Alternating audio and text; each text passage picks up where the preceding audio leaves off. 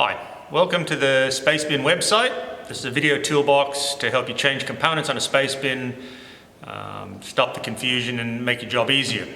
Today we're going to change a bin sense switch. The whole idea of this switch is to make sure that the bin's in the proper position before you start pressing. We'll go through a few tools and then we'll move on from there. I don't have a complete bin sense switch with me at the moment, but when we get it out I'll show you what you're going to get and what you'll be replacing. You're going to need probably a light source, a torch or your phone normally has a light. There's a D-shackle on the assembly you need to get undone, so you need a pair of pliers.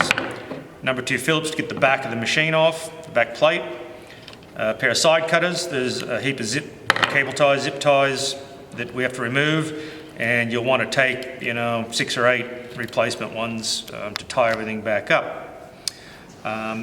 Now I'm going to show you where this bin sense switch is at the moment. So we put the plate all the way down. I don't know where the plate will be when you get to the machine.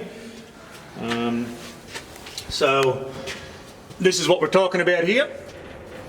So when the bin comes in, it pushes on it and it allows the machine to work. If that's not engaged by the bin, nothing will work. It'll come with the eye bolt, the rope, all that assembly and a bit of wire on the back that then plugs into the controller. Now what we're going to do to stop maybe needing to readjust it is we won't take the eye bolt out, we'll just undo it from here, and when you get the new one you just undo all that and kind of put that aside and rehook to this one here. Now we're going to put the plate back up, and because you can work from over the back, I said depends. If the plate was down and there was no bin in it for some reason, well you could do it all from in here and from the back. And anyway, we'll go through all that. So at the moment, I'll just put this plate back up.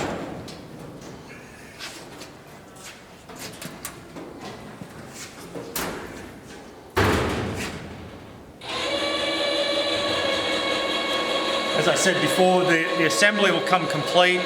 You won't be replacing the switch as such. We've decided that it's much easier just to replace the whole unit than worry about trying to pull a switch apart and put it back on and all that. So this should make your job very, very easy. But we'll show you all that when we get there.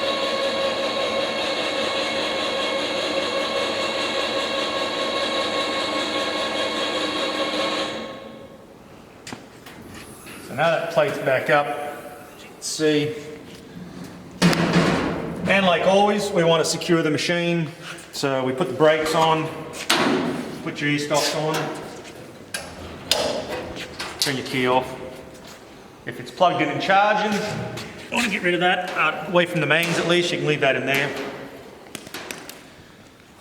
So coming around the back here, we've removed the back just to make things a bit quicker, but if the back isn't removed, there's a number of screws along the top and down the side.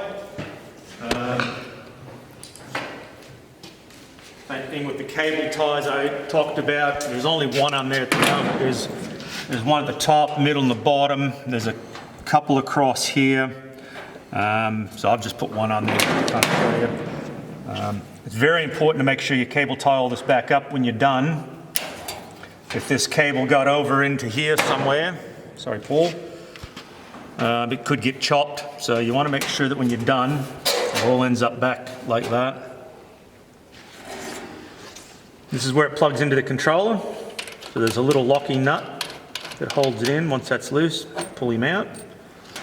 There's also a locator on there. I don't know if you can see it right at the top.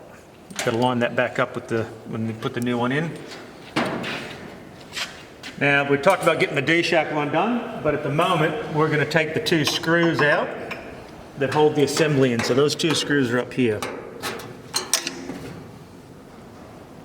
1 and 2.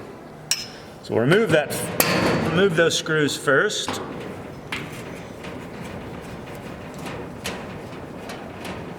There's not much tension on it, so this is about the easiest way that we've found to do it.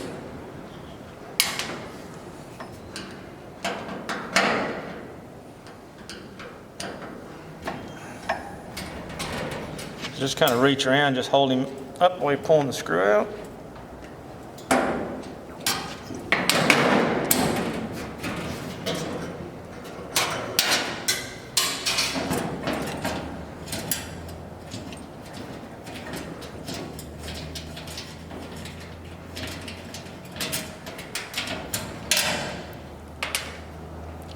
Now once you got the screws out, as you can see, this will come around. And this is the D-shackle that I was talking about. You've seen on the front. We want to disconnect that. So depending on how tight it is, you might need pliers, you might not.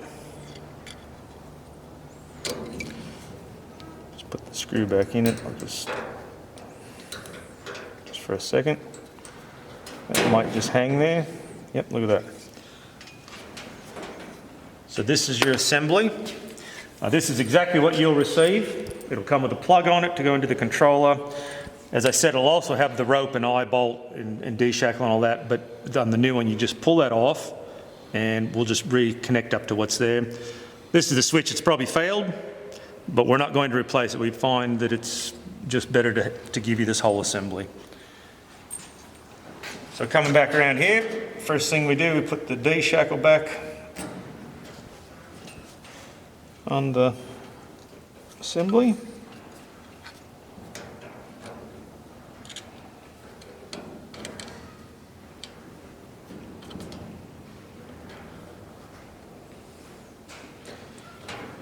It's a little bit of a tight fit, guys, so you just got to kind of fiddle with it a bit. And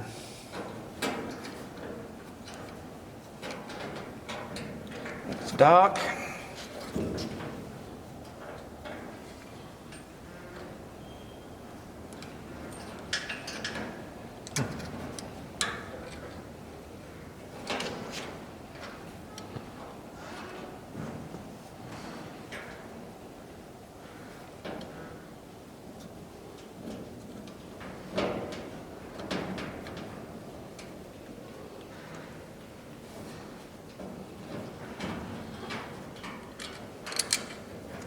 Really sorry about that. You'd have thought I'd never done that before. A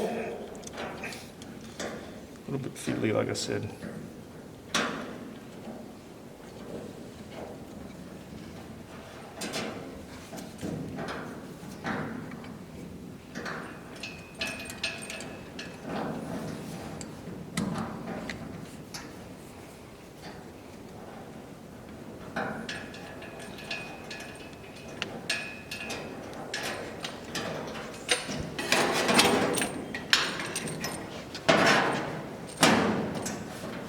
Now once you've got that back together, so that took so long, now your holes should nearly line up. You might just have to just pull up a little bit on it and you should be able to just reinstall your screws.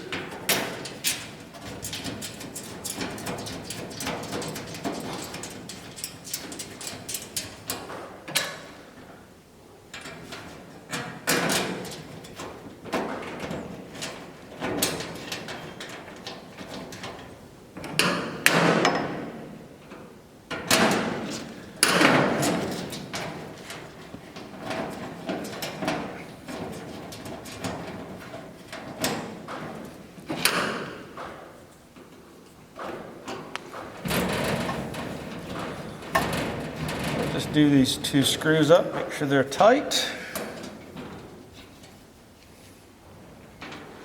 And that wire, I said you want to zip tie that along there.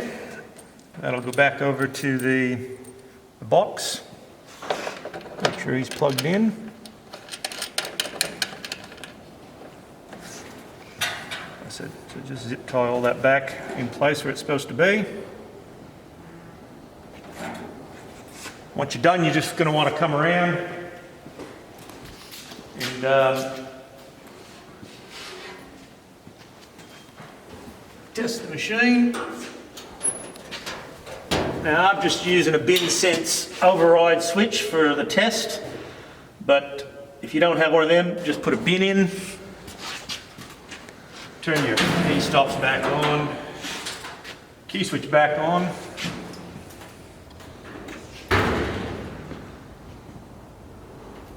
Once the key's been off, you have to reset it, so it should go this time. Yep. Oh, looks like that's fixed the problem. Lift your door up, sitting back down.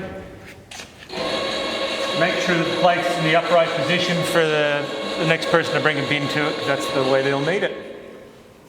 I think that's the job's done.